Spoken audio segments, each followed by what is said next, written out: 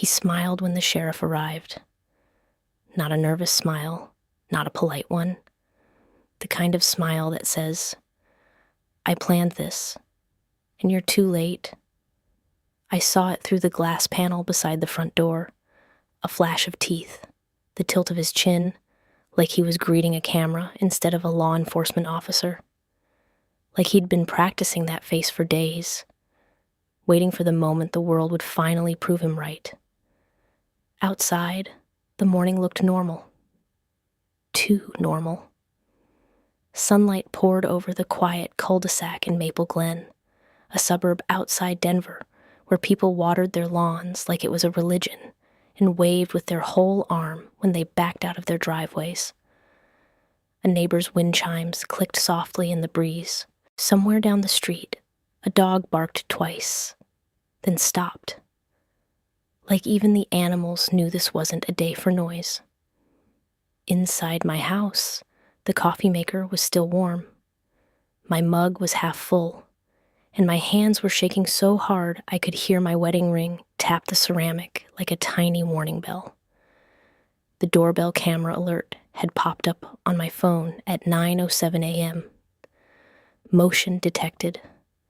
I had been standing in the kitchen, barefoot, hair clipped up, wearing the old gray sweatshirt I slept in when my mind wouldn't turn off. I remember thinking it was probably the mail carrier or the neighbor kid delivering flyers for his school fundraiser. Then I looked at the screen. Uniform, badge, a marked SUV at the curb, and a man on my porch holding a folder with both hands like it contained something heavy. I didn't open the door right away, not because I didn't understand what it meant, because I understood it too well. In my line of work, paper was power. Signatures, notices, orders, deadlines, all the invisible things that could move your life like furniture without asking you first. I took one slow breath, then another, and I forced my fingers to stop trembling long enough to tap the intercom. "Hello?" The sheriff's voice came through calm and practiced, like he'd said the same sentence 1,000 times and hated it every time. "Ma'am, this is the sheriff's office. I need you to open the door." Behind him in the sunlight, I saw someone else step into frame, a second figure, taller, dressed in a charcoal coat, hair neat, posture straight.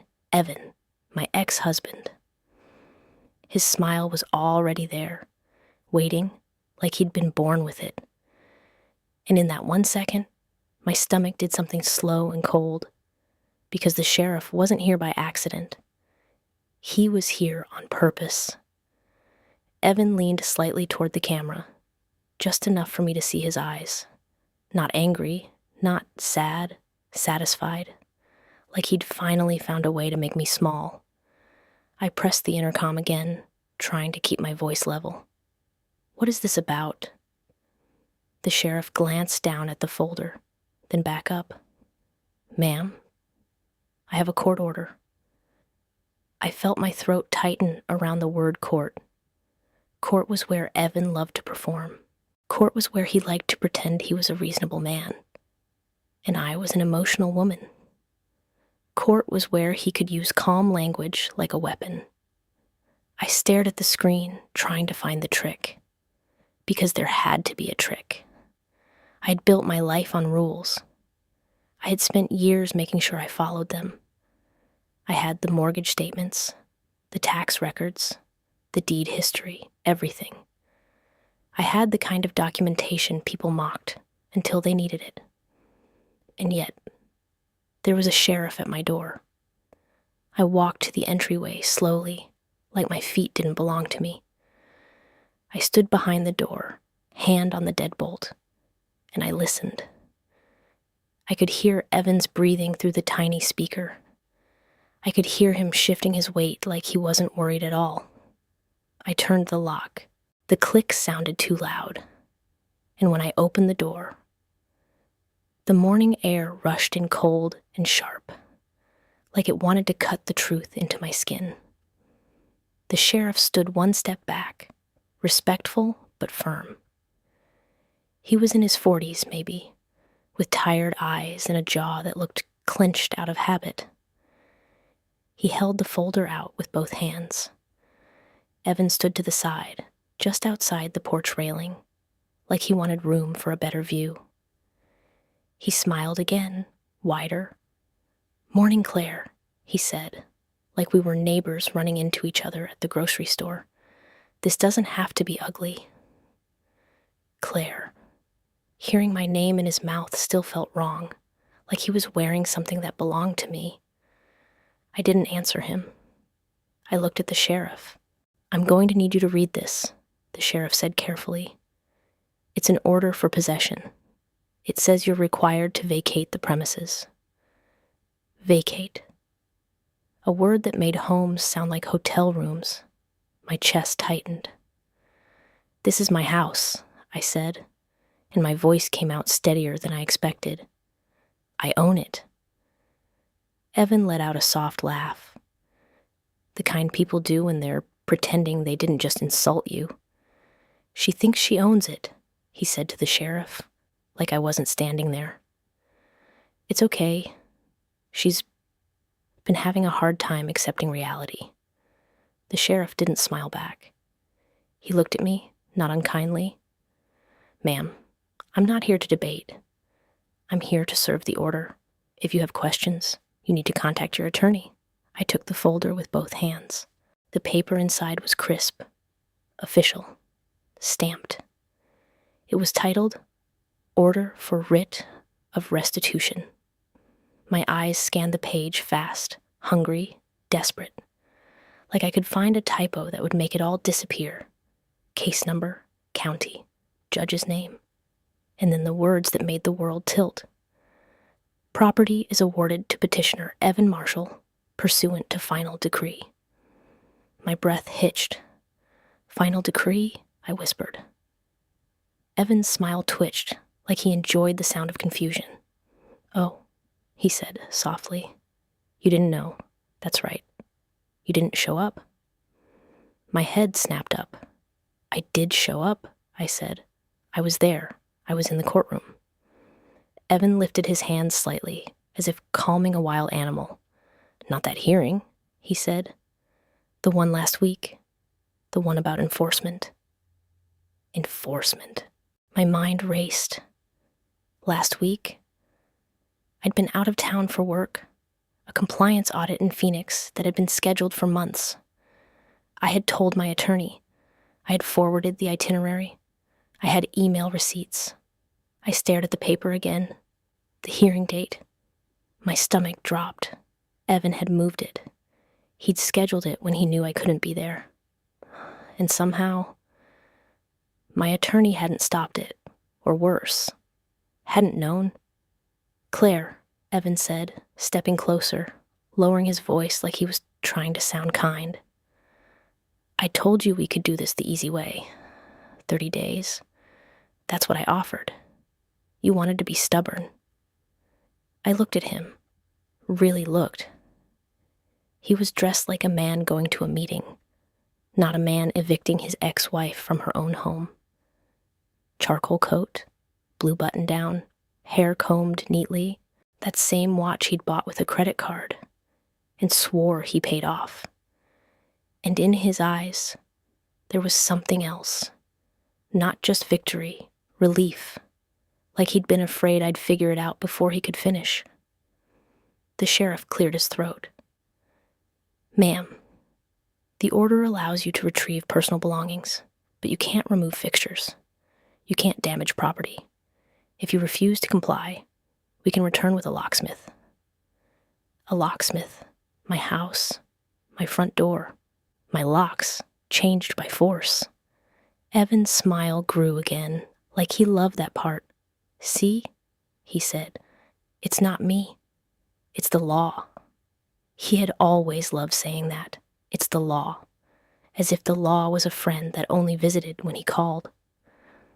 I stared at the paper until the letters blurred. Then something in me, the part that used to collapse, went still. Because this wasn't just an eviction. It was a performance. And Evan wasn't smiling because he'd won fairly. He was smiling because he thought I was trapped. I nodded slowly, like I accepted it. I watched his shoulders loosen, just a fraction, and I said the words that made his smile brighten. "Okay," I whispered. "Okay, I'll go." Evan's eyes lit up. He stepped closer, voice soft, dripping with false mercy. "That's all I wanted," he said, "for you to stop fighting." I looked past him. Down the street, a neighbor had paused with her trash bin halfway to the curb, pretending not to stare, but staring anyway. I looked back at Evan, and I let my face fall into something tired, defeated. It wasn't hard. I'd been exhausted for months. But this was different. This was strategy. Because the truth was, I wasn't going to go. Not in the way he thought. I stepped back into the doorway and kept my voice calm. "I need to pack," I said. "I'll need a little time." The sheriff nodded. "That's reasonable. The order gives you until noon today to vacate. We'll return. If you're not out, we proceed." Noon. 3 hours. Evan inhaled like he was breathing victory into his lungs. "Take your time," he said. "Just don't make it dramatic." Then he turned to the sheriff, still smiling. "Thank you," he said, like the sheriff had done him a favor. The sheriff didn't answer. He just stepped off my porch, got into his SUV, and drove away. Evan stayed. Of course he did. He leaned against the porch post, folding his arms like he owned the view. "You know," he said casually, "I always wondered how long it would take you to finally lose." I didn't respond. I walked back inside and closed the door slowly. I didn't slam it. I didn't cry. I didn't shout. Because Evan wanted that. He wanted noise. He wanted proof that I was unstable. I stood him outside, whistling softly, like a man waiting for a pizza delivery. I walked into the kitchen and set the folder on the table. My coffee sat there like it didn't understand the world had changed. I stared at the order again. And then I did the one thing Evan never expected. I opened my laptop, not to beg, not to plead, to verify, because paper could be forged, orders could be misfiled, and enforcement hearings could be full of errors. I logged into the county records portal with shaking fingers. I searched the case number. It loaded slow, like it was enjoying the suspense. And then the docket appeared. Hearing held, order granted, writ issued. The entries were real, or at least officially real. My chest tightened again, but I forced myself to breathe. Claire, think like you do at work. In my job, when something didn't make sense, I didn't panic. I traced the money. I traced the signatures. I traced the timeline. So I pulled up the final divorce decree, the one signed months ago. The one Evan had told everyone proved he got the house. I scrolled. I knew the pages by memory at this point. Property division, debt allocation, occupancy, the clause. The clause Evan never read properly because he was too busy celebrating. I found it exactly where it always was. A single paragraph buried under legal language, and it made my pulse slow. Petitioner shall be awarded title subject to existing encumbrances. Respondent shall retain exclusive occupancy until petitioner satisfies the home equity offset by payment in full or refinancing within 180 days. Exclusive occupancy until he paid or refinanced 180 days. Evan had bragged about winning the deed, but he never paid the offset because he couldn't. That was why he'd been so desperate. That was why he'd tried to scare me out instead. So how did he get an order to remove me when the decree protected my occupancy? My fingers moved fast. I pulled the enforcement motion filed last month, and my stomach dropped so hard it felt like falling downstairs. Attached exhibit, a proof of payment, a document that looked like a wire confirmation, Evan's name, a bank letterhead, a transaction amount that matched the offset, and a date, 3 weeks ago. My quiet kitchen suddenly sounded too loud. The refrigerator hum, the clock, my own breathing. Because if that payment was real, then the occupancy clause was over. He could enforce possession. He could evict me. He could lock me out, legally. And Evan was smiling because he knew I didn't have time to stop it. But something about the exhibit felt wrong. Not just emotionally, technically, because the letterhead looked like a copy of a copy, and the transaction code had too many digits. And the bank name wasn't one I recognized from any of Evan's accounts. I stared at it until my eyes hurt.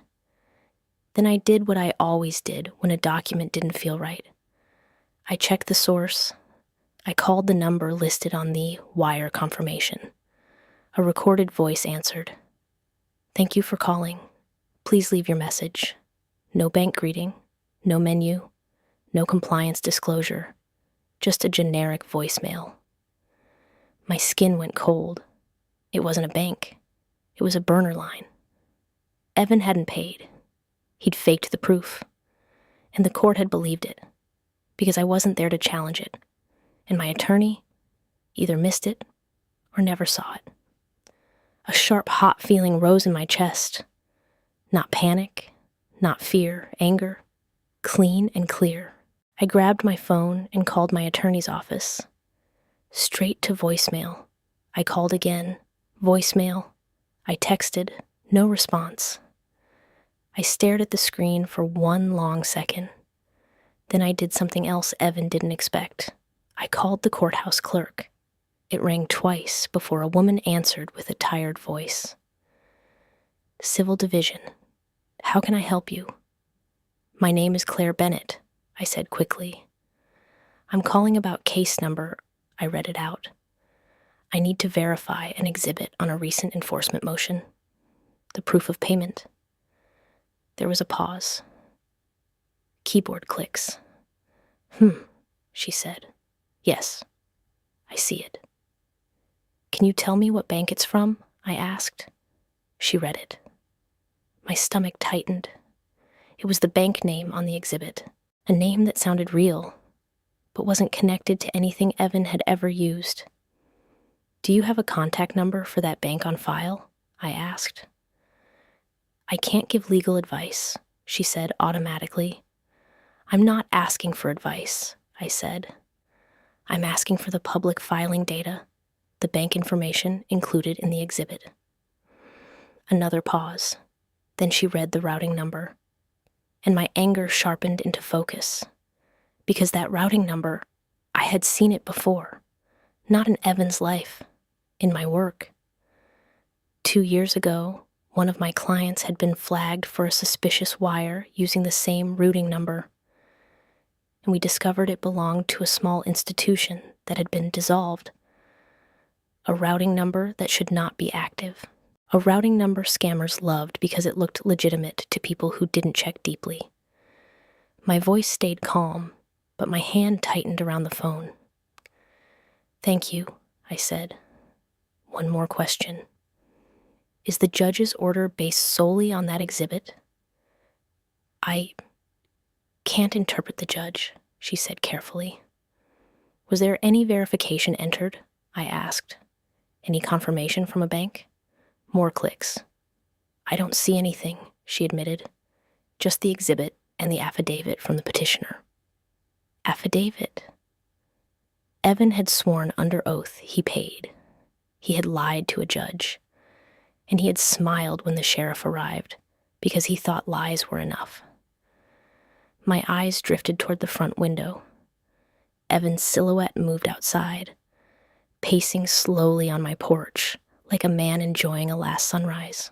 And then I smiled, not because it was funny, because it was finally clear. Evan wasn't winning with truth. He was winning with speed. So I changed the game. I opened my contacts and called someone I hadn't spoken to in years.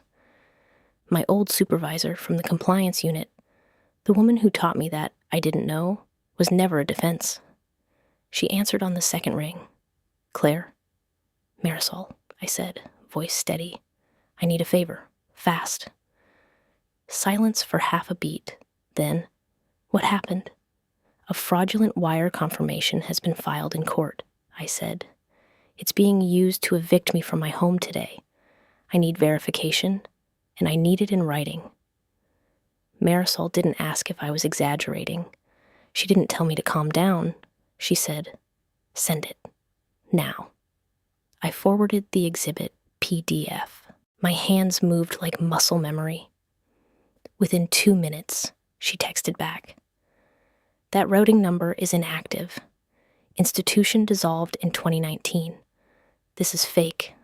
2 minutes." That was the difference between a woman who understood documents and a man who relied on intimidation. I swallowed, throat tight.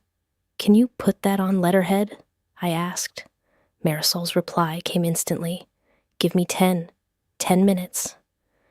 Evan thought I had 3 hours to pack. I had 10 minutes to build a weapon made of truth. While I waited, I called the sheriff's office non-emergency line. A dispatcher answered. I gave my name and explained calmly. "There's an eviction order being served today at my address," I said. "I believe the order was obtained using fraudulent documents. I need to speak to the deputy assigned to my case." The dispatcher asked for my address, the case number, the deputy's name. I gave everything. I listened to her typing. Then she said, "Hold." The line went quiet. My heartbeat thudded. I imagined Evan outside, still smiling, still thinking I was folding clothes. I glanced at the clock. 9:23 a.m. I had time, not much, but enough. A click. A deeper voice came on. "This is Deputy Harris." "Yes," I said. "Deputy, you just served an order at my residence." A pause. "I did." "I have reason to believe the proof used to obtain the writ is fraudulent," I said. "I'm not asking you to overrule the court. I'm asking you to note that I'm contesting the validity, and I'm asking you to delay enforcement until the court reviews new evidence." He exhaled slowly. "Ma'am, once we serve the order, we have to follow it." "I understand," I said, "but deputies also have discretion when there is evidence of fraud. I'm preparing a motion for emergency stay. I have a written verification coming from a compliance officer that the routing number is inactive. The petitioner may have committed perjury. If I vacate and the locks are changed and later the court reverses, that's irreparable harm." There was a long pause. Then his voice softened, just slightly. "Are you saying your ex-husband faked payment proof?" "Yes," I said, "and he is on my porch right now." Another pause. And I heard something shift on his end, like he turned in his chair. "Okay," he said carefully. "Here's what I can do. We're scheduled to return at noon. If you file something with the court before then, and you can show me proof you filed, we can hold. But you have to move fast." Move fast. That was the only language Evan spoke. "I will," I said. "Thank you." I hung up and stared at the folder again. My hands were steady now. I printed the exhibit. I printed the decree with the occupancy clause highlighted. I printed Marisol's text. And then my email pinged. Marisol. Attachment. Verification letter. I opened it and felt the world shift back into place. On official letterhead, In crisp language, she stated the routing number belonged to a dissolved institution, that the wire confirmation was inconsistent with legitimate formats, and that the document appeared fraudulent. She signed it. She included her credentials. She included her direct contact information. It wasn't just my word now. It was paper. And paper was how you fought Evan. I grabbed my keys and my laptop and the folder of documents. Then I walked to the front door. Evan was still there, leaning against the porch post. He looked up like he was watching the finale to a show. "Ready to be reasonable?" he asked, smile gleaming. I stepped onto the porch and closed the door behind me. I held my documents tight, and I smiled back. Not big, not triumphant, just calm. "I'm going to the courthouse," I said. His smile froze for half a second. "Why?" he asked lightly, too lightly. "To file an emergency motion," I said. Evan chuckled, but his eyes narrowed. "You can't stop it," he said. "It's already ordered." "I'm not stopping an order," I said. "I'm stopping fraud." For the first time that morning, his smile cracked. "Don't be dramatic," he snapped softly, then caught himself and forced his face back into control. "Claire, you always do this. You always think you're smarter than everyone." I tilted my head slightly. "Not everyone," I said. "Just you." His jaw tightened, and behind his eyes, I saw it, fear, because he knew. He knew the exhibit was fake. He knew he'd gambled on me being too tired to fight. He stepped closer, lowering his voice. "If you make a scene," he said, "you'll embarrass yourself. The judge already signed. The sheriff already served. You're done." I looked at him, really looked, at the man who used to tell me I was too intense when I asked for receipts. The man who mocked me for reading contracts. The man who called me controlling when I wanted transparency. And I realized Evan's greatest strength wasn't intelligence. It was confidence, built on people giving up. He leaned in. "Just pack," he whispered. "Go stay with your sister. Start over. You can keep your dignity." My sister. He said it like it was a favor. I exhaled slowly. Then I said the words that made his eyes flicker. "I already called Deputy Harris," I said. Evan blinked. "What?" "I told him I'm filing an emergency stay," I said. I told him the proof of payment is fraudulent. Evan's face went tight. "You can't prove that," he hissed. I lifted Marisol's letter slightly, just enough for him to see there was official letterhead. His throat moved as he swallowed. "Claire," he said, trying to regain control. "If you do this, you're going to regret it."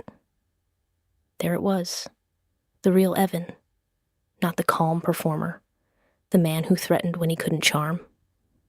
I held his gaze. "I've regretted trusting you," I said quietly. "I'm done regretting the wrong thing." Then I stepped off the porch and walked to my car. My knees felt a little weak, but my spine felt stronger than it had in months. Evan didn't follow me. He just stood there, watching, calculating, like a gambler deciding whether to fold or double down. As I pulled out of the driveway, I saw him take out his phone, calling someone, probably his lawyer, probably to figure out how to keep the lie alive. I drove fast but careful.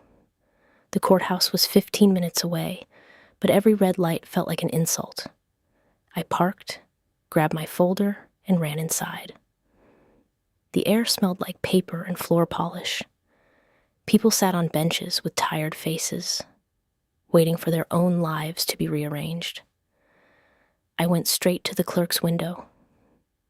"I need to file an emergency motion for stay," I said, breathless but clear, "due to fraudulent evidence in perjury." The clerk's eyes widened slightly. She looked at the title of my documents. She didn't roll her eyes. She didn't tell me to come back later. She said, "Okay, fill out this form, attach your exhibits, and you need to request an emergency hearing." My hands moved fast. Name, case number, motion title, grounds. I wrote in clean language, the kind judges respected. Fraud upon the court, irreparable harm, violation of decree terms, inconsistent payment proof, routing number invalid, verification attached. I stapled Marisol's letter behind the exhibit. I highlighted the occupancy clause in the decree. And when I slid the packet under the glass, the clerk looked at me like she finally understood. "This is serious," she murmured. "Yes," I said. "It is." She stamped it, filed, 9:58 a.m. I stared at the stamp like it was oxygen. Then I asked, "How soon can a judge review it?" She glanced toward the back. "I can walk it to chambers," she said. "If you're requesting emergency review, we can try."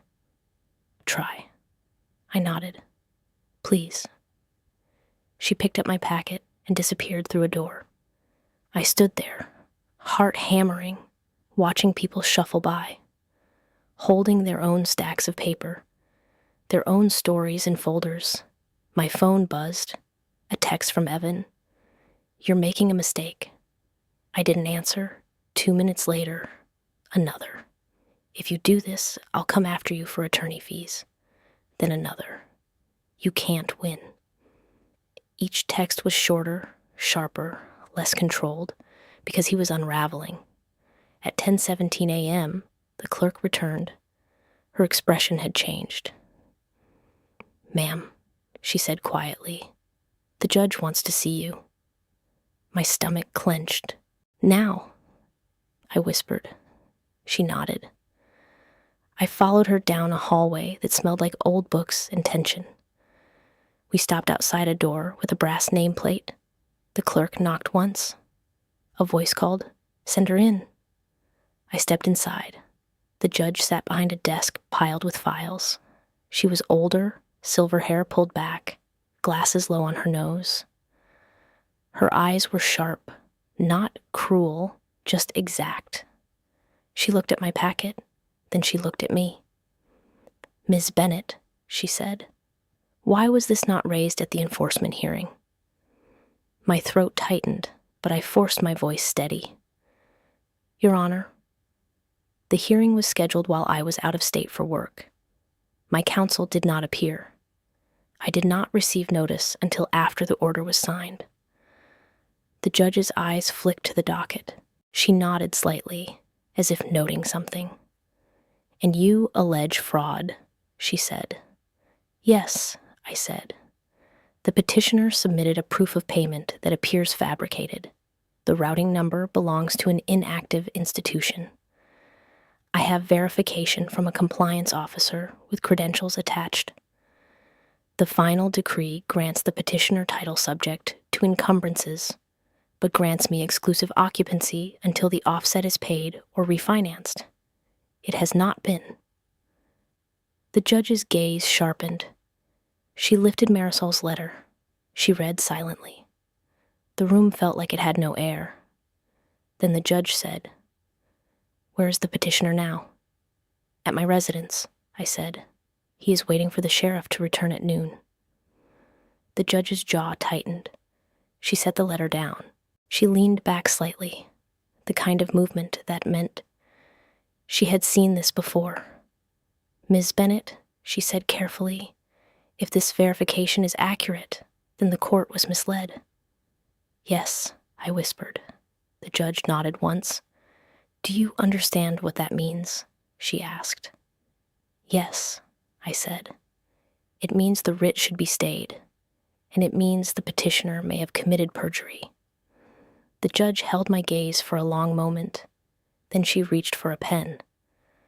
"I am issuing an emergency stay," she said, "effective immediately. I'm setting an expedited hearing within 72 hours. and I'm ordering the petitioner to appear and produce proof of payment verified directly by the institution. My breath left my lungs like a sob I didn't know I was holding. Thank you, I whispered. The judge's expression didn't soften.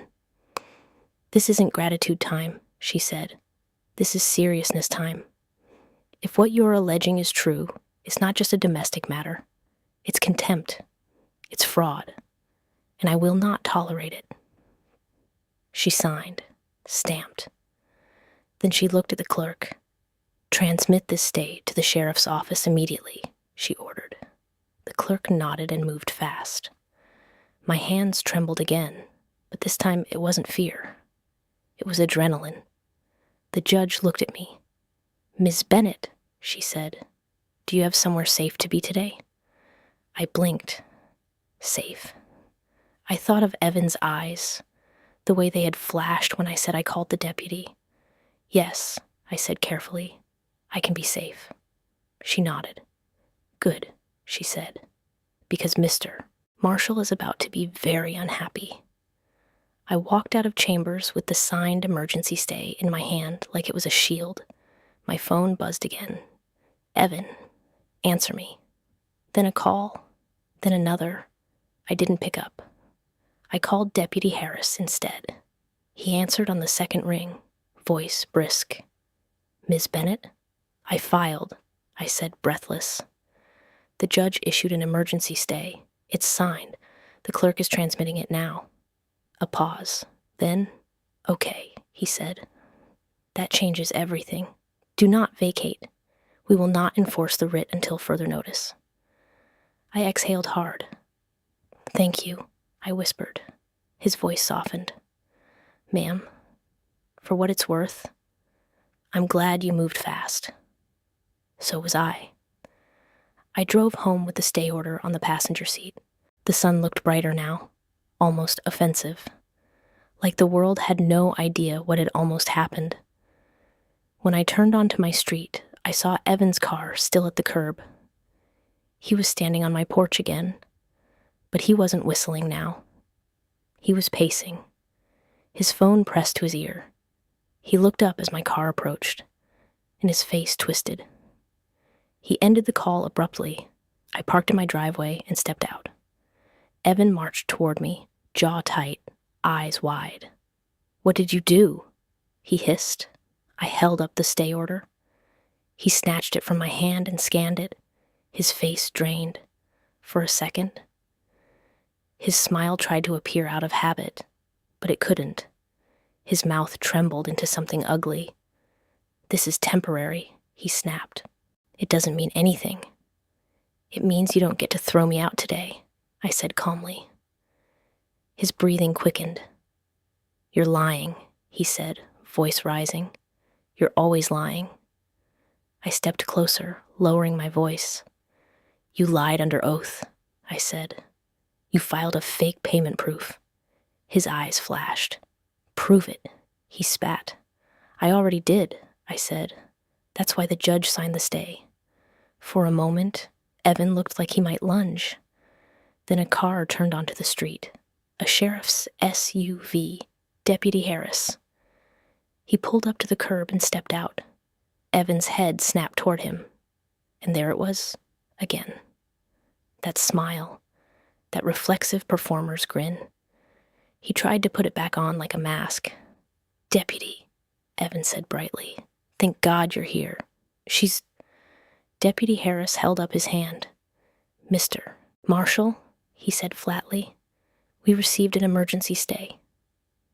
Evan's smile froze. Deputy Harris continued. There will be no eviction today. In fact, you need to step off the property. Evan blinked, stunned. This is my house, he snapped. Deputy Harris's eyes didn't move. Not today, he said. Not under an active stay. You can wait for the hearing like everyone else. Evan's jaw clenched so hard I could see the muscle jump. He tried again, softer. Deputy, you don't understand. I understand enough, Deputy Harris said. Step back, now. Evan took a step back, still trying to smile, still trying to look like the reasonable one, but the mask was slipping. He turned to me, eyes burning. "You think you won?" he whispered. I didn't raise my voice. I didn't give him drama. I gave him truth. "I think you lied," I said, "and now it's going to cost you." His face twisted. He glanced at Deputy Harris, then back at me, then down the street, where a neighbor's curtains moved. He didn't like witnesses. He didn't like the narrative changing. So he did the only thing he could. He spat out a bitter laugh. "Fine," he snapped. "Keep your stupid house today. I'll take it next week." Then he turned sharply and walked to his car, slamming the door hard enough to make birds burst from a nearby tree. He drove off too fast. Deputy Harris watched him leave. Then he looked at me. "Ma'am," he said, "do you want to report the suspected fraud formally? We can document your statement." "Yes," I said immediately. "I do." He nodded. "Okay," he said. "Let's start." We stood on my porch while he took notes. I showed him the exhibit. I showed him the verification letter. I showed him the clause in the decree. His expression stayed professional, but his eyes grew sharper with every page. When he finished, he handed me a card. "If he comes back today," he said, "call. Do not engage." I nodded. He left. And when the SUV pulled away, the street fell quiet again. Too quiet. I stepped inside my house and closed the door. This time, I let my forehead rest against the wood for one long moment, not because I was defeated, because I was finally letting myself feel the weight of what had almost happened. I walked into the kitchen and sat at the table, staring at the coffee I no longer wanted. My phone buzzed again. A new number, unknown. I didn't answer. A voicemail appeared seconds later. I pressed play. Evan's lawyer, his voice smooth and cold. "Ms. Bennett, this is counsel for Mr. Marshall. We strongly advise you to cease and desist from making defamatory allegations. Any attempt to interfere with enforcement will be met with sanctions and attorney's fees." I stopped the message. Defamatory. That word made me laugh once, short and humorless, because defamation was what liars accused you of when you told the truth out loud. I didn't call him back. I called someone else. The one person Evan couldn't intimidate. A forensic document examiner. A woman I'd met years ago during an internal fraud case. Her name was Dr. Nia Salazar. She answered with a clipped, confident voice. "This is Salazar." "Nia," I said. "It's Claire Bennett. I need a rush review on a document filed in court. Wire confirmation. It's urgent." A pause. Then, "Send it." I emailed the exhibit, and while she worked, I opened my own files, because Evan's fake wire wasn't just about the eviction. It was about something bigger. If he had faked payment proof, he had a reason. He needed the court to believe money moved. He needed a paper trail that looked clean, which meant he was trying to cover a different trail. I pulled up my credit reports, soft check, no impact. And there it was. A new inquiry, a lender I didn't recognize, dated 3 weeks ago, the same week as the fake wire. My stomach tightened. I clicked deeper. A loan application. In process. Under my name. With my social security number. For a home equity line of credit. Against my house. My hands went cold. He wasn't just trying to evict me. He was trying to borrow against the property, using my identity. And if he succeeded, even if I kept the house, I would be chained to the debt. That was his real plan. Because Evan didn't just want the house. He wanted me responsible for the damage. I stared at the screen, breathing slow. Then I started making calls like a woman who had finally stopped hoping her ex would be decent. Fraud department, identity theft report, credit freeze, dispute. I filed a police report online for attempted identity theft. I uploaded the evidence. I documented everything. And then, at 2:14 p.m., Dr. Salazar emailed. Preliminary findings, likely fabricated. Formatting inconsistencies. Metadata suggests creation on consumer software. Not a bank-generated confirmation. I read it twice. Then I forwarded it to my attorney, and to the court's clerk, and to Deputy Harris. Because the fastest way to end Evan's smile was to make his lies expensive. That evening, as the sun dipped low and the neighborhood lights flickered on, my attorney finally called. His voice was shaky. "Claire," he said, "I just saw the emergency stay. I'm so sorry. There was a calendaring error." "Stop," I said softly. He fell silent. "I handled today," I said. "Now you handle the next 72 hours. "Yes," he said quickly. "Yes, I will." "Good," I said. "Because this isn't just a custody of property issue. It's fraud. It's perjury. And I have evidence of attempted identity theft." He inhaled sharply. "What?" "I'll email," I said. "And I want a motion for sanctions. I want attorney fees. I want a referral to the DA, if possible." A pause. Then, "Okay," he said, voice firmer. "Okay, we can do that." After the call, I sat alone in my living room with the lights off. The house felt different now. Not because it wasn't mine, because it almost wasn't. I listened to the quiet and let the anger settle into something colder, something smarter.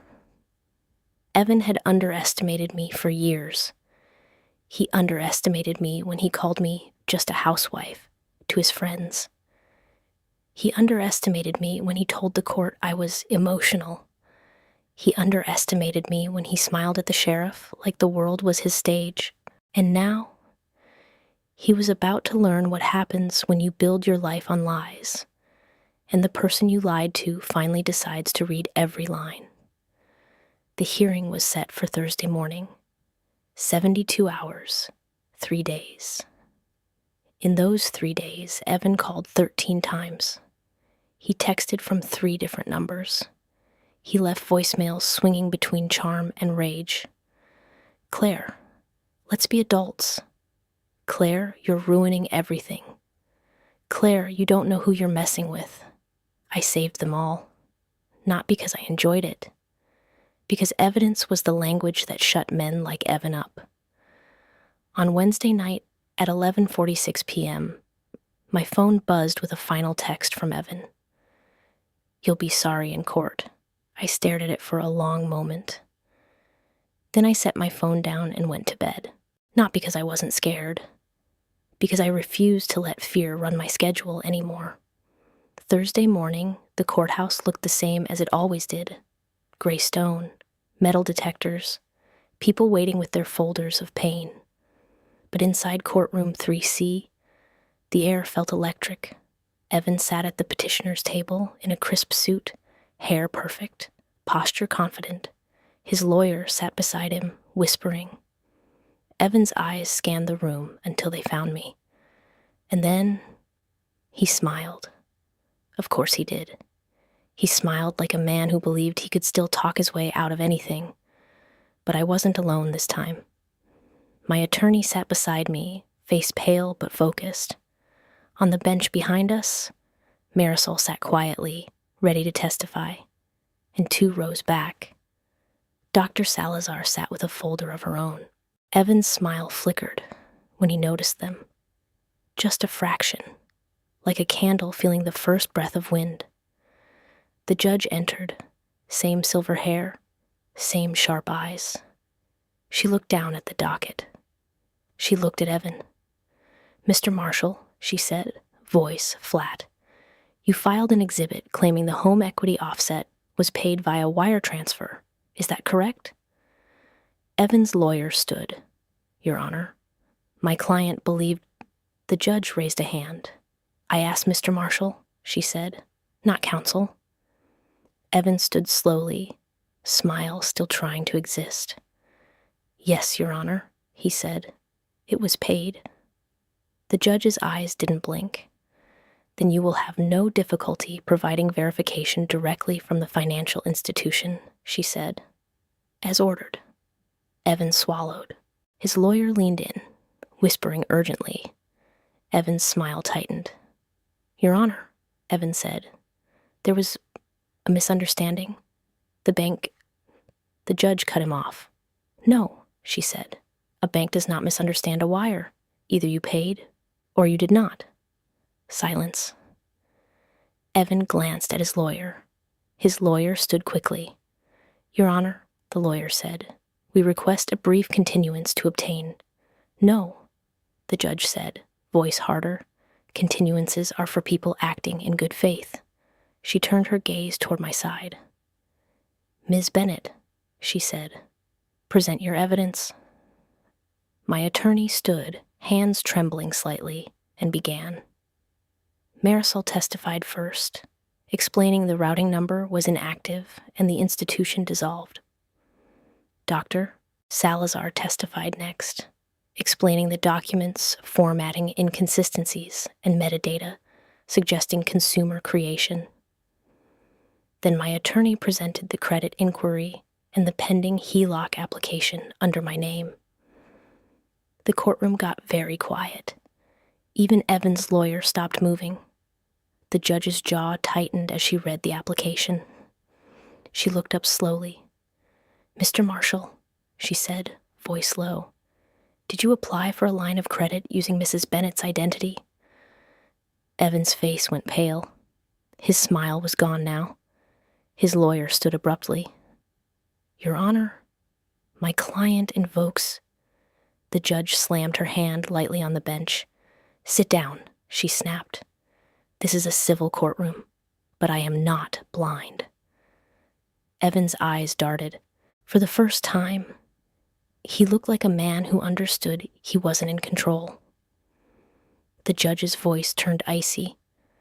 "Mr. Marshall," she said, "you submitted what appears to be fabricated evidence to this court. You swore under oath it was true, and now there is credible evidence you attempted to obtain credit under the respondent's name against the very property you sought to seize." Evan's throat moved. His lawyer whispered furiously. Evan didn't speak. The judge leaned forward. "I am vacating the writ," she said. "I am ordering sanctions and attorney fees payable to Ms. Bennett. I am referring this matter to the district attorney for investigation of perjury and fraud." Evan's head snapped up. "Your Honor," he started. The judge's eyes burned. "Do not speak," she said. "You have spoken enough." The gavel hit once, a sound like finality. Evan sat down hard. His lawyer looked like he wanted to disappear, and in that moment, the power in the room shifted so completely I could almost hear it. Because Evan had come to court expecting applause, and instead, he got consequences. When we walked out of the courthouse, Evan didn't look at me. He didn't smile. He didn't perform. He moved like a man carrying a weight he'd never expected to feel. Marisol squeezed my shoulder once. "You did good," she murmured. I nodded, unable to speak. Outside, the sun was bright again. The same kind of bright that had made the eviction morning feel like a lie. But today, it didn't feel cruel. It felt honest. My attorney exhaled deeply. "I'll file for the fees immediately," he said. "And the order? Claire, it's strong. He's in trouble." I nodded. Then, as I turned toward my car, I saw Evan standing near the steps, alone, phone in hand. He looked up. For a second, our eyes met. There was no smile, just a quiet, stunned emptiness, like he was finally seeing me clearly for the first time, not as his wife, not as his opponent, as the person who had outlasted him. He opened his mouth like he wanted to say something, an apology, a threat, something, but nothing came out. He just stared, and I realized the sheriff arriving had never been the real moment. The real moment was now, when the man who smiled at power finally understood. Power wasn't a sheriff on a porch. Power was a woman who refused to be rushed by lies. I got into my car and sat for a long second, hands on the steering wheel, breathing slow. My phone buzzed, a notification from the credit bureau. Freeze confirmed. Another buzz. A message from Deputy Harris. DA, referral received. Contact forthcoming. I stared at the screen, feeling something I hadn't felt in a long time. Safety. Not because the world was gentle, because I had proof. I drove home, and when I pulled into my driveway, the house looked the same as it always had. White trim, flower beds I planted myself, windows that caught the afternoon light. But it felt different. It felt claimed. Not by paperwork Evan tried to twist, by the truth I refused to surrender. I walked up my steps and paused at the front door. I placed my palm on the wood, and for the first time in months, I smiled. Not because I'd won the house, because I'd won back the part of myself Evan tried to evict. And if he ever tried to smile at the sheriff again, he'd remember the day his smile became evidence, and how quickly a courtroom can turn a performance into a record. That night, I didn't celebrate. I didn't call friends with a victory laugh. I didn't pour wine. I didn't post anything. I didn't even exhale the way people do when they think the danger is over.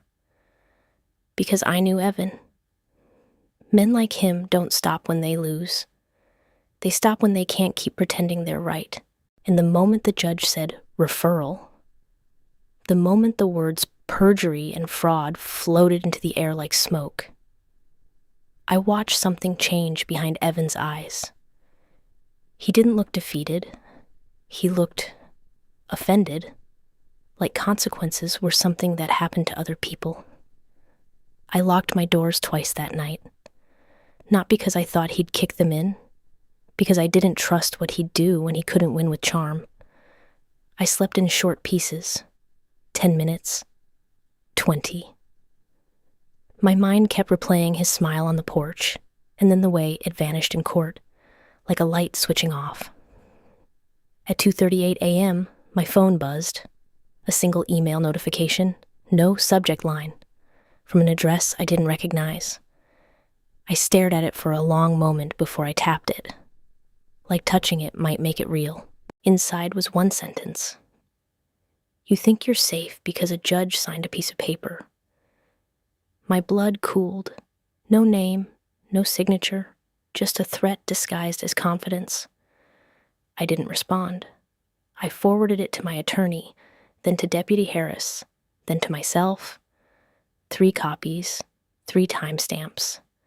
Because paranoia wasn't paranoia when you just watched your ex fake a wire to steal your home. Then I did something else. I opened a brand new notebook and wrote a single line on the first page. Evan moves in patterns. Because that was the only way to stay ahead of him now. Patterns. You don't beat a liar by reacting to the lie you can see. You beat him by predicting the lie he hasn't told yet. The next morning, I called the credit bureau again and confirmed everything was locked. I called the lender on the HELOC inquiry and demanded documentation on the application. A woman in the fraud department asked me to verify my identity. I laughed once, quietly, because the irony was sharp. Then I answered every question. She pulled up the file. "And you did not apply for this?" she asked. "No," I said. "My ex-husband did."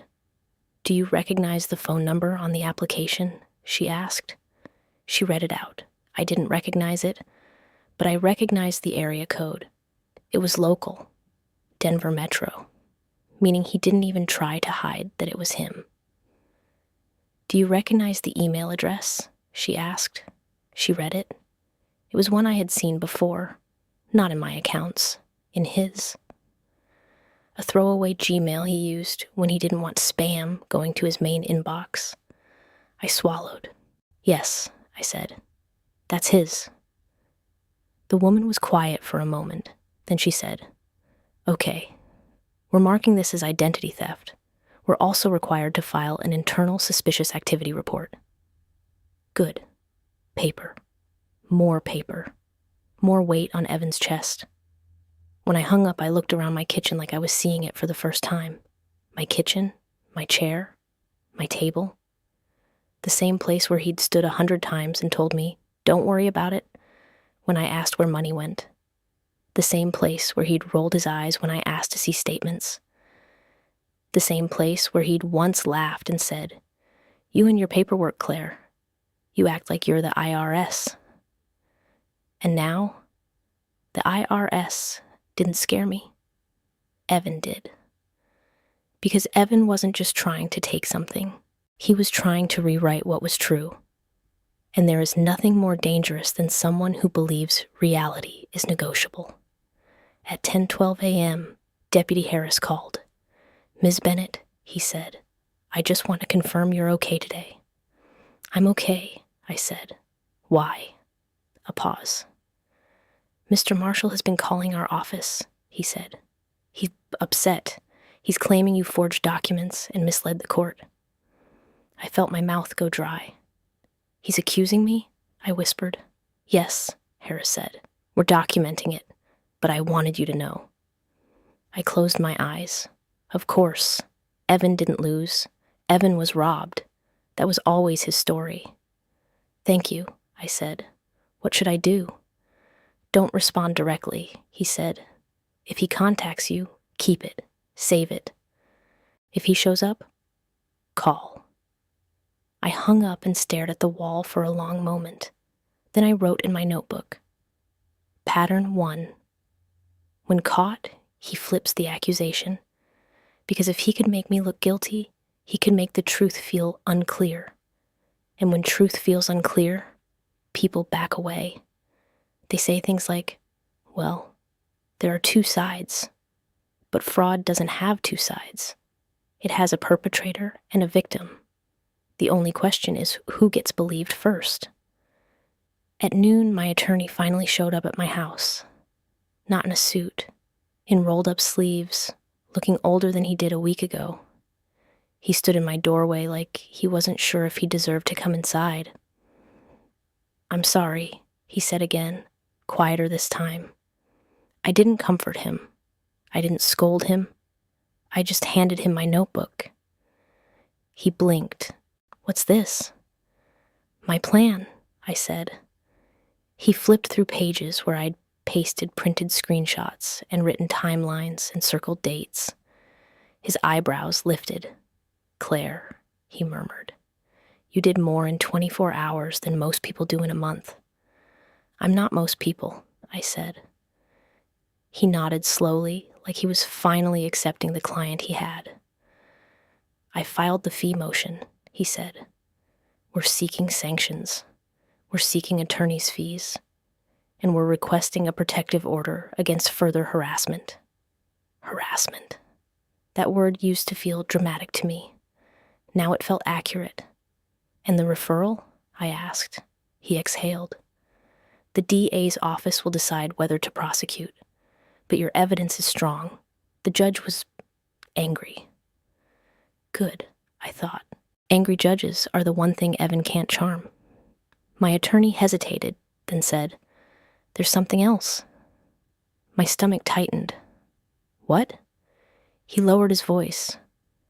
Evan's lawyer called, he said. He's proposing a settlement. I stared. Settlement, I repeated. It's ridiculous, my attorney said quickly, but I want you to hear it from me. What is it? I asked. He'll drop everything if you sign a quitclaim deed transferring your interest, he said, grimacing. He claims he'll refinance in 90 days. I felt something in me turn almost amused. He wants me to sign? I said. Yes. I let out a slow breath, a soft laugh that had no warmth. That's his pattern, I said. When he can't steal, he asks you to hand it over. My attorney nodded, eyes serious. I told them no, he said. But, Claire, I need you to understand this. He's desperate, and desperate people do dumb things.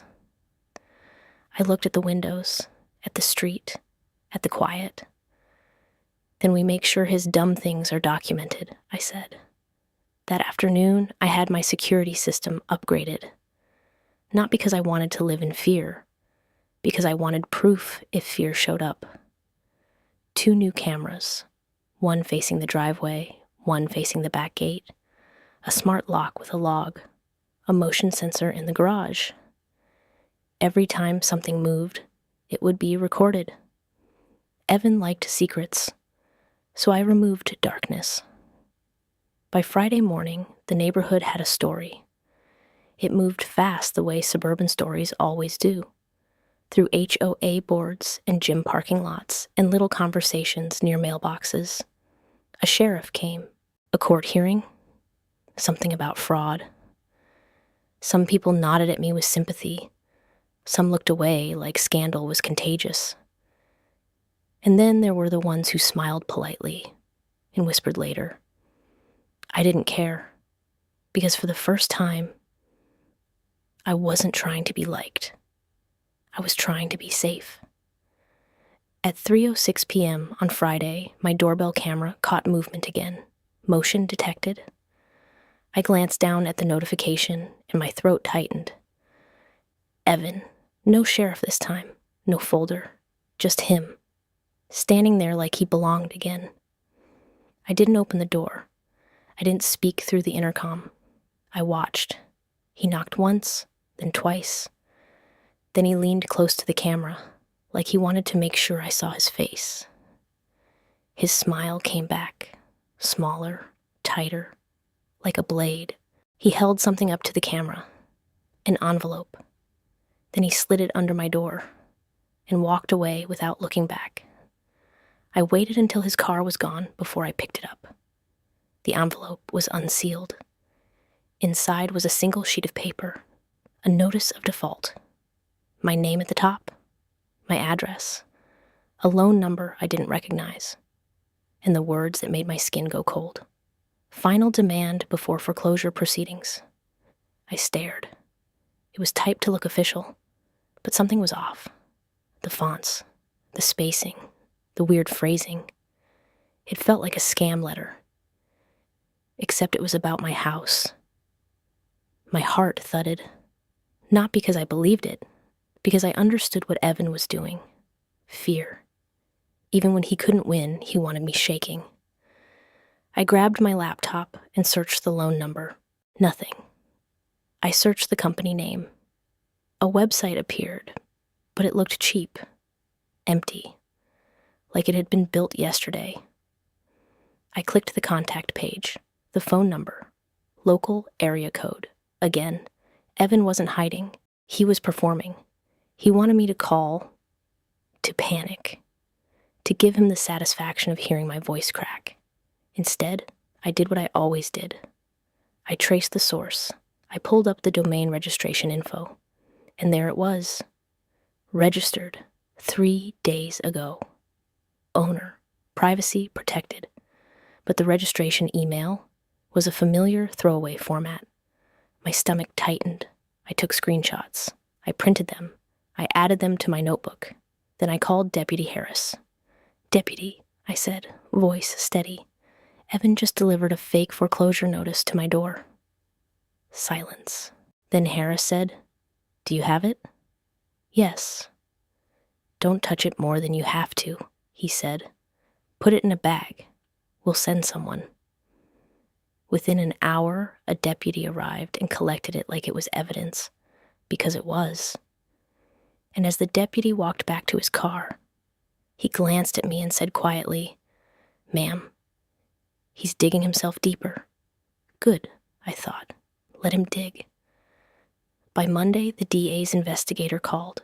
Her name was Kendra Shaw. Her voice was calm, sharp. "Ms. Bennett," she said, "I'm reviewing the referral. I need you to answer a few questions." I sat at my kitchen table with my notebook open. "Yes," I said.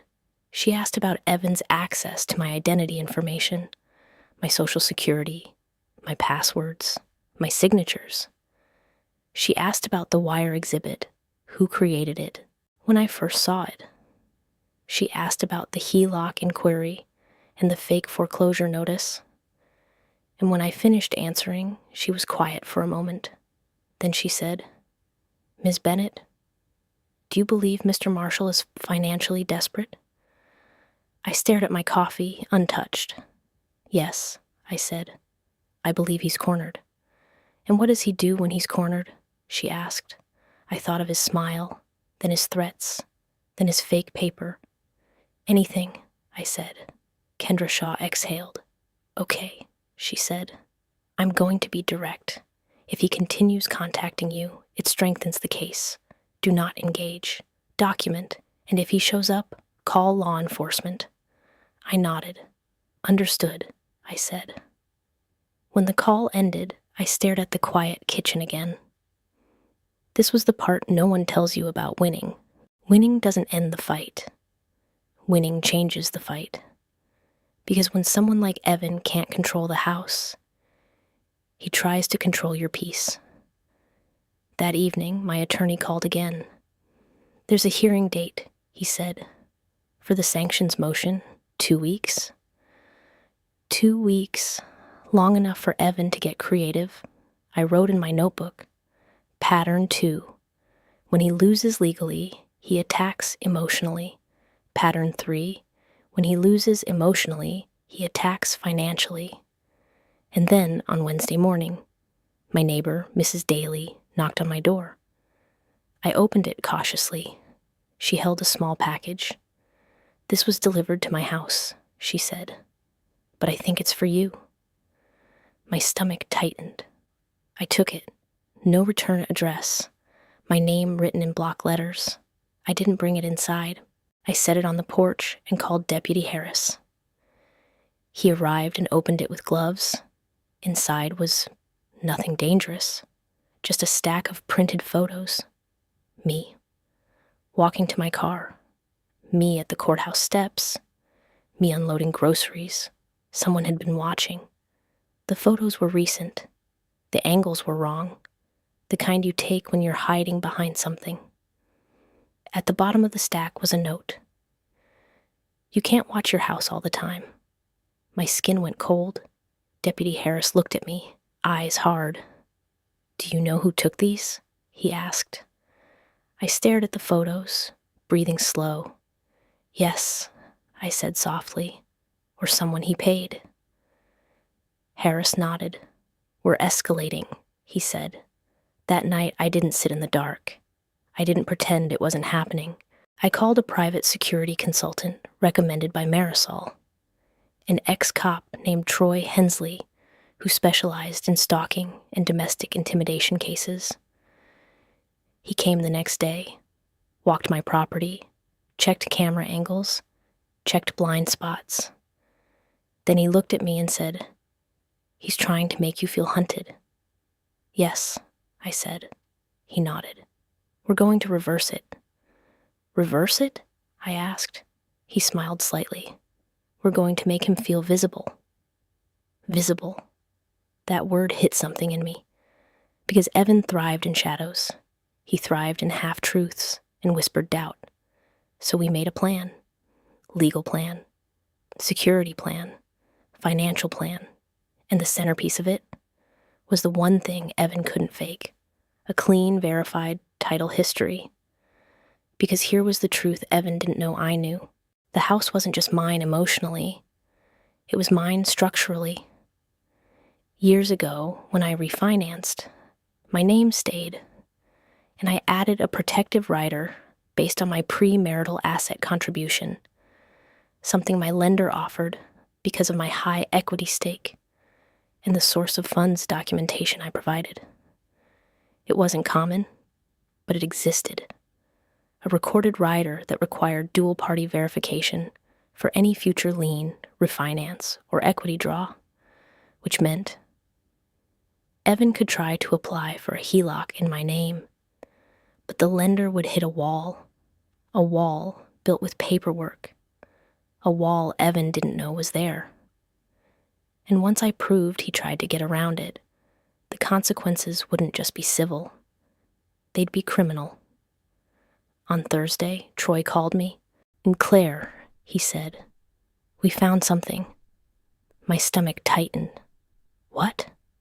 He lowered his voice.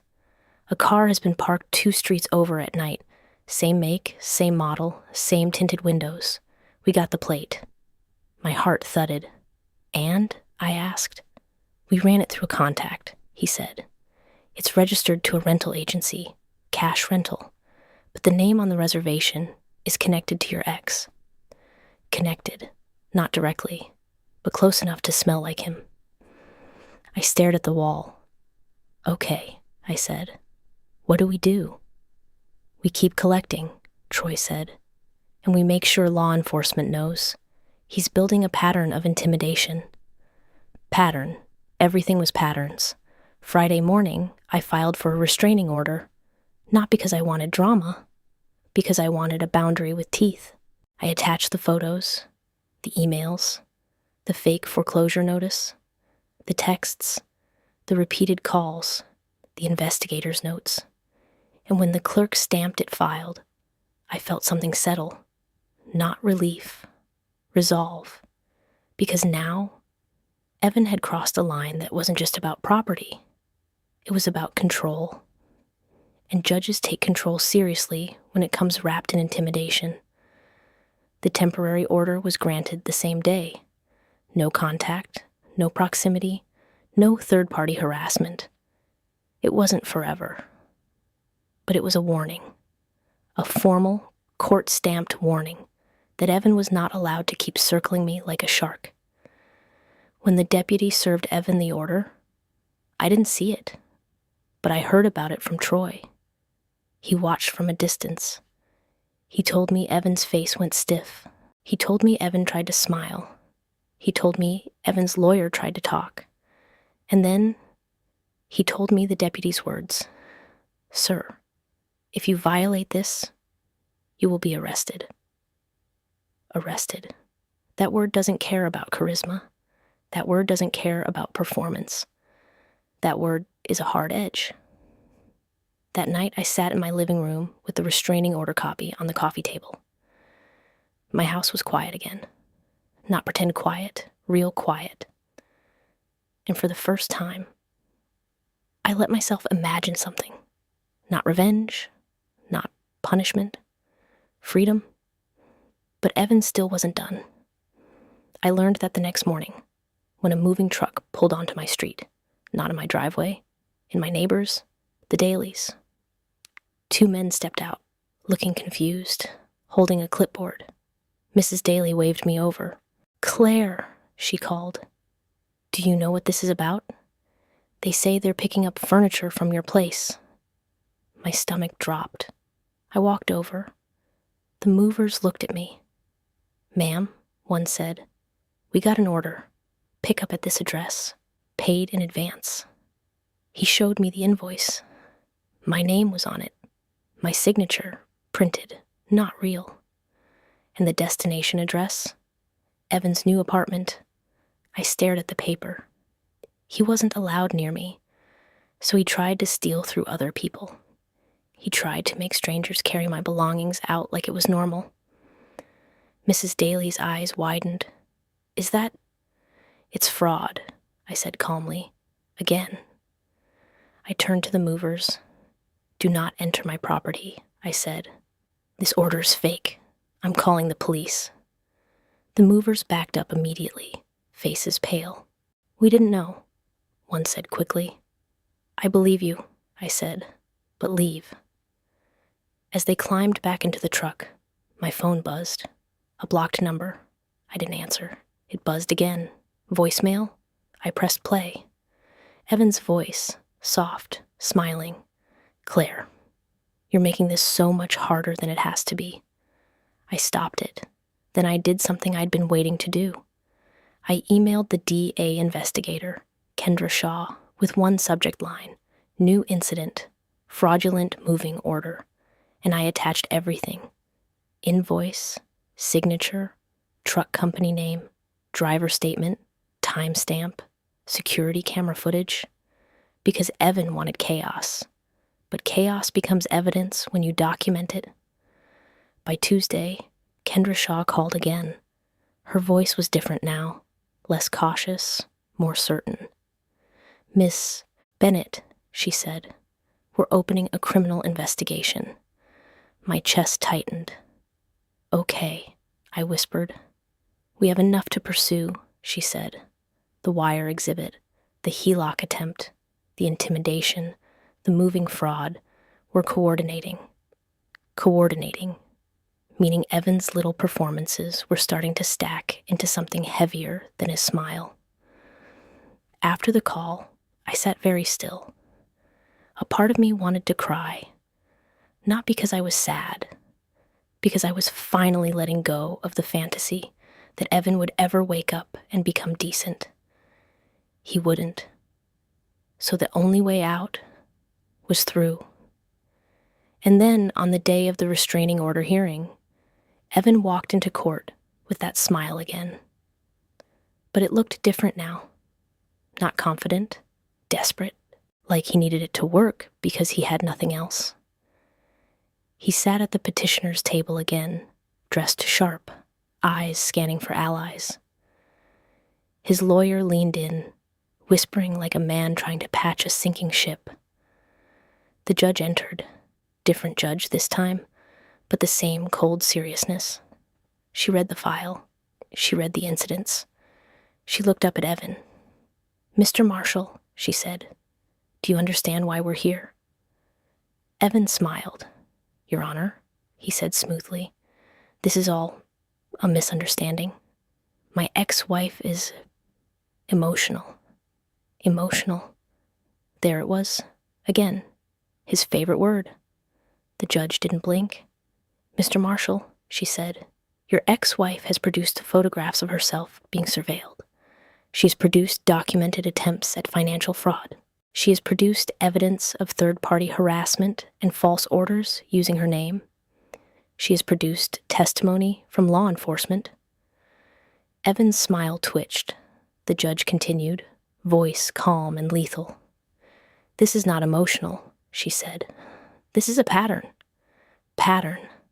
My notebook word." The judge looked at Evan like he was something unpleasant. "I am granting a 1-year protective order," she said. "No contact, no proximity, no indirect harassment. Any violation will be treated as criminal contempt." Evan's smile died completely. His lawyer put a hand on his arm like a warning. Evan stared at me as we left the courtroom. His eyes were bright with fury. He mouthed something without sound. I didn't need to hear it. I already knew. "You think you're safe." He thought safety was something you begged for. He didn't understand. Safety was something you built. And that's when I made the final move. Not just to keep my house, but to take away the weapon he kept trying to sharpen. I filed a civil suit against Evan for fraud, malicious prosecution, and intentional infliction of emotional distress.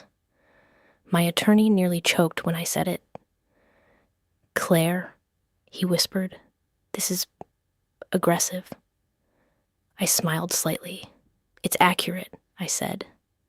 Because Evan's favorite trick was to make you feel like defending yourself was too much. He wanted me quiet. He wanted me tired. He wanted me to accept.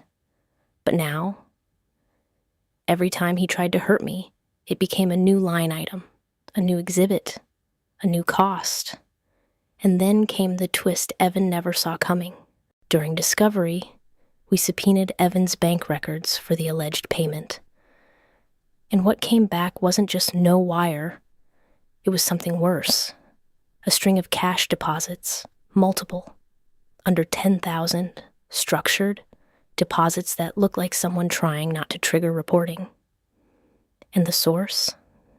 A business account tied to a property services company Evan had recently opened. A company that didn't exist 6 months ago. A company with no real clients. A company used as a funnel. For what? I stared at the documents as my attorney laid them out. "Claire," he said quietly, "this looks like money laundering."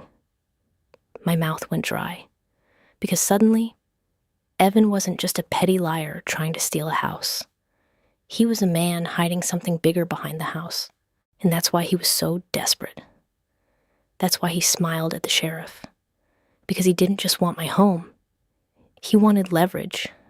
He wanted a place to park money, hide assets, borrow, shuffle, and pretend it wasn't his. And if I left, he could do it quietly. But I didn't leave. So now, the light was on, and Evan was standing in it. When the DA's office got those records, the case escalated fast. Not slow. Fast. Because fraud is one thing, but structured cash deposits and fake institutions, that gets attention. 1 month later, Deputy Harris called me again. This time, his voice was different, almost stunned. "Ms. Bennett," he said, "I wanted you to hear this from me. There's a warrant." My chest tightened. "A warrant?" I whispered. "Yes," he said, "for Mr. Marshall, for fraud-related charges, possibly more." I stared at my kitchen table, at my coffee, at the quiet, and I realized something. The sheriff arriving wasn't the moment Evan smiled because he'd won. It was the moment Evan smiled because he thought no one would ever look deeper. He thought the system was just paper. He didn't understand the system was also people who can read paper, people who check, people who verify, people who don't like being lied to. That afternoon, I watched from my living room window as 2 unmarked cars pulled up outside Evan's apartment complex across town. Troy had gotten the address, because Troy was thorough. I didn't go there. I didn't need to. I didn't need to watch him fall. I just needed to know he couldn't reach me anymore. My phone buzzed once. A message from Kendra Shaw. Arrest made. No further contact expected. Will update. I set the phone down and stood in the quiet of my house. The kind of quiet that doesn't feel like waiting. The kind of quiet that feels like closure. And in that moment, I understood the real ending. Evan thought the house was the prize. But the house was never the prize. The prize was the power he thought the house gave him over me. And when I refused to be controlled, the house became just a building again. Bricks, wood, walls, mine. I walked to the front door and opened it. The air smelled like winter sun and clean cold. I stepped onto the porch where Evan once stood, smiling beside a sheriff. And I looked down the street. No moving trucks, no uniforms, no folders, just a quiet neighborhood, pretending it had never hosted a war. I smiled, small, private, real. Because the truth was, I didn't let him win. I let him think he did, long enough to show his hand, long enough to prove his lies, long enough to make the system do what it's supposed to do when you refuse to look away. And the next time a man like Evan tries to smile at authority, like it's his personal weapon, he'll remember. Authority doesn't belong to the loudest person on the porch. It belongs to the one who brings receipts. And this time, I did. For a week after Evan was arrested, the house felt too quiet, not peaceful quiet. The kind of quiet you get when your body has been braced for impact for so long. It doesn't know what to do when the impact doesn't come. I kept expecting my phone to buzz, kept expecting another fake notice, another anonymous email, another moving truck. I kept listening for tires slowing near my curb, and every time nothing happened, my mind tried to convince me it was only because something worse was coming next. That's what fear does. It doesn't leave when the threat leaves. It leaves when you finally believe you're allowed to breathe again. On the 8th day, I found myself standing in the hallway closet, staring at a shoebox I hadn't opened in years. It was labeled in my handwriting, House. Inside were old documents from before Evan even existed in my life. The first purchase agreement, the closing disclosure, the inspection report with the scribbled notes about the furnace and the roof line, the kind of boring paperwork you keep because you think it might matter someday. And then it does. At the bottom of the box, there was a photo. Me on the front porch, a decade younger, hair longer, smile bigger, a sold sign behind me. My hand on the door frame like I was touching something sacred. Back then, I didn't think a house could be a battleground. I thought a house was just a place where you came home. And I realized, sitting there on the floor with papers and dust on my hands, that Evan hadn't tried to steal a building. He tried to steal a version of me. The version that trusted. The version that softened. The version that believed love meant you didn't have to check the fine print. That version was gone, but what was left was stronger. 2 days later, Kendra Shaw called again. "Claire," she said, and her voice sounded like someone who hadn't slept. "We executed a search warrant on Mr. Marshall's devices." My stomach tightened. "Okay," I said carefully. "We found draft documents," she continued, "templates, wire confirmations, notices, and multiple versions of your signature." My skin went cold. Multiple versions. Meaning he didn't just fake once, he practiced, like it was a skill. Kendra's voice stayed steady, but I heard something in it. Disgust. "He had a folder labeled House Strategy," she said. I closed my eyes. Of course he did. "What was in it?" I asked. Silence for a beat. "Notes," she said, "about timing hearings when you'd be out of town. Notes about using your work travel schedule. Notes about how to push you into leaving without force." My throat tightened. So he'd been watching me long before the photos. Tracking me. Studying me. Planning. Kendra added, "We also found communications with a man who runs a document printing shop. He admits he printed the fake wire confirmation." I let out a breath I didn't know I was holding. "Thank you," I whispered, even though my voice shook. "Claire," she said softly, "I'm going to say this as clearly as I can. You did the right thing moving fast. If you had left that house, he would have done worse with it. Worse, meaning debt, meaning liens, meaning my name tied to crimes I didn't commit." When the call ended, I sat at my kitchen table and stared at the grain of the wood like it was the only steady thing in the world. Then my phone buzzed again. This time, it wasn't Evan. It was his mother, Linda Marshall. I hadn't heard her voice in months, not since she'd stood in my driveway the day Evan moved out, staring at my home like it was hers by inheritance. The voicemail notification sat there, blinking. I didn't want to listen, but I did, because sometimes you need to hear the last lies, so you can finally stop wondering if you were wrong. Linda's voice came through sweet and sharp. "Claire, it's Linda. I'm calling because this has all gone too far. Evan is a good man. He made mistakes because you pushed him. You always pushed. You always had to be right. You were never grateful. And now, you're trying to ruin his life. Call me back. We can fix this, if you stop." I stared at my phone with my mouth slightly open. Fix this. Like she was offering a repair, not an erasure. Like the fraud wasn't real if she didn't acknowledge it. I deleted the voicemail, not because it didn't matter, because it didn't deserve space. But Linda wasn't done. 2 days later, my attorney called. "Claire," he said, "Evan's counsel filed an emergency motion." My stomach tightened.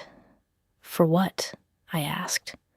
"He's requesting permission to liquidate marital assets to post bond," my attorney said. Bond. I felt my hands go cold. "And he's claiming the house is an asset he has a legal interest in," my attorney continued. "He's asking the court to compel sale, or compel you to refinance and pay him out." I went very still.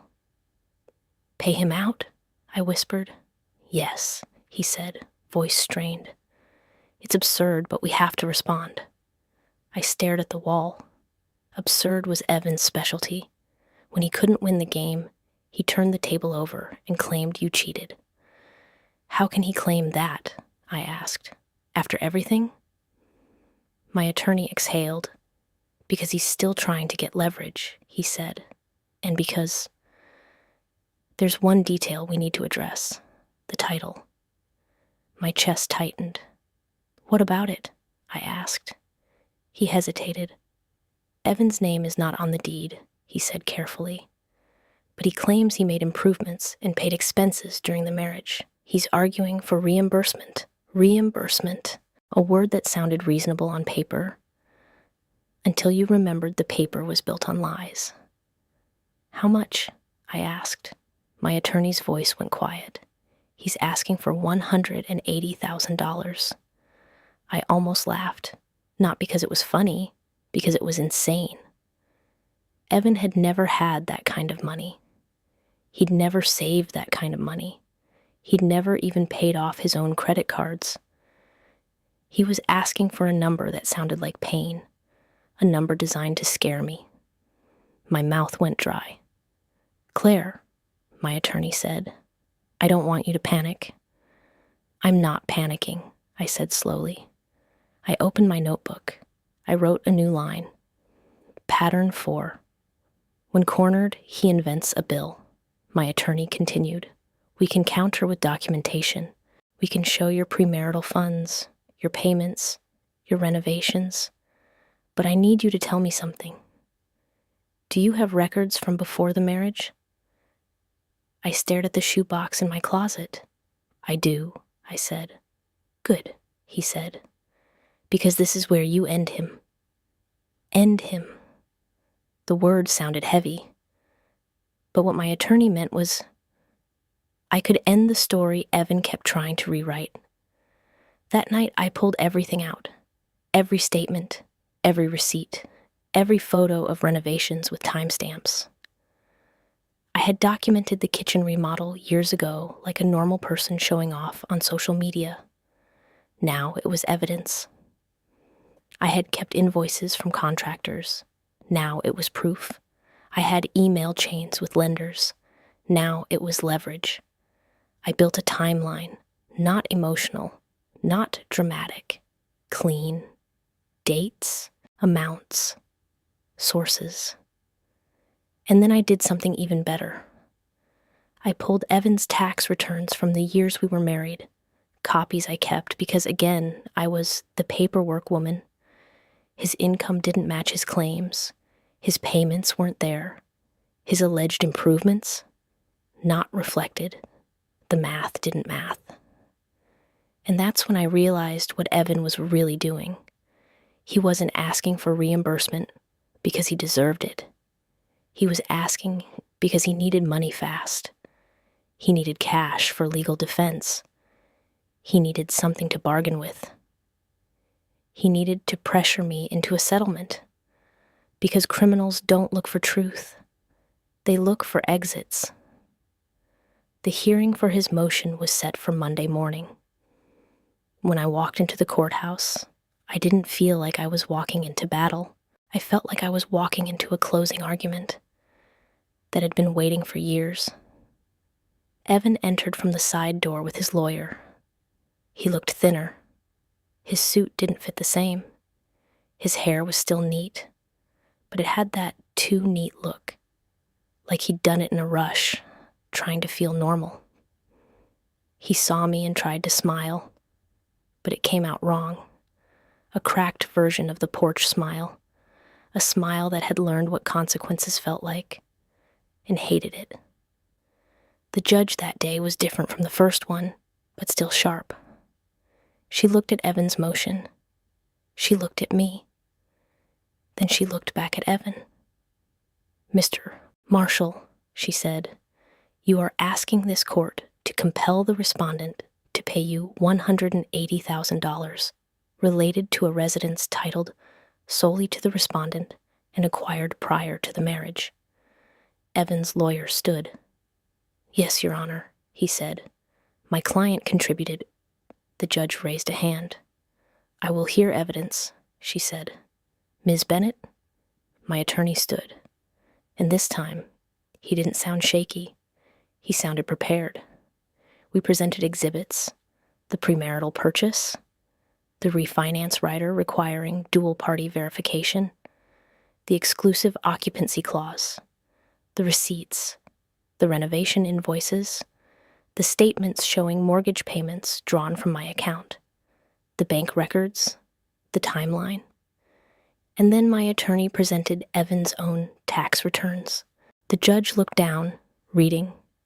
The room held its breath. Evan's lawyer shifted. Evan stared straight ahead like the wall might save him. The judge looked up slowly. "Mr. Marshall," she said, voice low, "these documents do not support your claim." Evan's lawyer started to speak. The judge cut him off. "It appears," she continued, "that you are attempting to create an urgent financial dispute over a premarital asset in order to extract funds while you are under criminal investigation." Evan's eyes flashed. "Your Honor," he blurted, "she's hiding money." The judge's gaze hardened. "Mr. Marshall," she said, "stop." The courtroom went still. The judge continued, calm and deadly. "I am denying your motion," she said, "and I am awarding attorney's fees to Ms. Bennett for having to respond to what I consider a frivolous filing." Evan's face went pale. His smile disappeared completely. The judge leaned forward. "And," she added, "given your history of submitting questionable documents, I am warning you right now. If you file anything further without factual support, you will face sanctions." Sanctions. The word landed like a stone. Evan looked at his lawyer like he wanted someone to blame. His lawyer looked away. When we walked out, Evan didn't follow. He didn't speak. He didn't even try. And for the first time, I saw the truth. He wasn't powerful. He was loud. There's a difference. Loud fades when people stop listening. Power stays. 2 weeks later, I got a letter in the mail. Not a fake one, a real one, from the county. It was a confirmation that the fraudulent documents filed in my case had been flagged, marked, and preserved as part of an official investigation. I stared at it in my kitchen, fingers trembling slightly. Then I did something I hadn't done in a long time. I sat on my back step in the winter sun and drank coffee, slowly, without checking my phone every 5 seconds. The world didn't end. The sky didn't fall. No moving truck came. No sheriff arrived. Just quiet, real quiet. Then on a Tuesday morning, my phone buzzed with an unknown number. I stared at it. For a second, my body wanted to tense. Then I answered. "This is Claire," I said. A man's voice, professional. "Ms. Bennett, this is the district attorney's office. I'm calling to inform you. Formal charges have been filed against Evan Marshall." I closed my eyes. "Okay," I whispered. The man continued. "Identity theft, forgery, perjury, attempted financial fraud, and additional charges related to structured cash deposits are under review." Under review, meaning there was more, meaning the house was only the surface of what Evan had been hiding. When the call ended, I sat very still. I didn't feel triumph. I felt something quieter, like a door closing, not slammed, closed properly, latched, locked. Later that week, I saw Evan one last time, not in my driveway, not on my porch, in the hallway outside a courtroom. He was wearing civilian clothes, no suit, no performance. His hands were cuffed in front of him. 2 officers stood nearby. He looked up when he saw me, and for a split second, his old instinct tried to appear, that smile, but his mouth couldn't form it. His face twitched like he didn't recognize himself without it. He stared at me, eyes bloodshot, and then he whispered something so quiet I almost didn't hear it. "You think you're better than me." I looked at him, not with hate, not with pity, just clarity. "I think you lied," I said softly. And I didn't. Evan's jaw tightened. He swallowed hard. Then he said the last thing he had left. "This house should have been mine." I exhaled, and I answered, calm as paper. "It was never yours," I said. "You just wanted it to be." The officer guided him away. Evan didn't look back, and as he disappeared down the hallway, I felt the strangest thing. Not victory, release. Because I finally understood the lesson of all of it. The sheriff didn't protect me. The judge didn't save me. The system didn't rescue me like a movie. I rescued myself by refusing to be rushed, by refusing to be shamed, by refusing to believe a confident man is the same thing as a correct one. Back at home, I walked through each room slowly, not to check locks, not to search for threats, just to feel the space again. The hallway where I'd once stood listening to Evan brag on speakerphone. The kitchen table where I'd stared at fake documents until my eyes burned. The living room where I watched his smile crack in my memory again and again. I stopped at the front door and ran my fingers along the deadbolt. And then I did something symbolic. I replaced it. Not because it was broken, because it belonged to a chapter I wasn't living anymore. When the locksmith left, I stood on my porch for a long time. The same porch where Evan smiled when the sheriff arrived. The same porch where he thought authority was a weapon he could borrow. And I realized why that smile had haunted me. It wasn't because it was cruel. It was because it was certain. That terrifying certainty. The certainty that says, I can do whatever I want and you can't stop me. But certainty isn't truth. It's just confidence. And confidence collapses the moment someone checks. So if you're listening to this and you've ever had someone try to scare you into silence, if you've ever had someone try to rush you out of what's yours, if you've ever been told you're too emotional just because you asked for proof, here's what I learned. Slow down. Document. Verify. Bring receipts.